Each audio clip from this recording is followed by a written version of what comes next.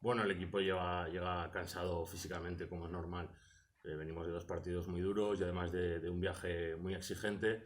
Entonces, bueno, intentando cuadrar a nivel de cargas físicas un poco lo que es la semana para aprovechar al máximo los pocos entrenamientos que tenemos con estas navidades y estos días festivos y para prevenir sobre todo algún tema de lesión por sobrecarga para intentar llegar a competir lo mejor posible el partido del próximo día. Sí, Valencia es uno de los grandes y de los favoritos en la categoría. Además, yo creo que viene a un nivel defensivo muy bueno en los últimos partidos, donde ha sido capaz de dejar a Gran Canaria en 48 puntos y a Guernica en 54, dos equipos que se caracterizan normalmente por meter puntos.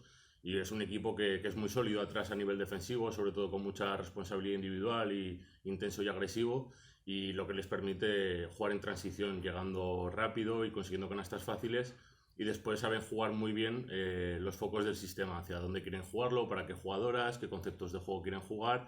Entonces, bueno, va a ser un partido muy duro en el que tenemos que intentar estar muy bien atrás, ¿vale? Para intentar evitar esos puntos de que ellos quieren dirigir el partido y intentar buscar esas ventajas, crear ventajas para intentar atacar bien.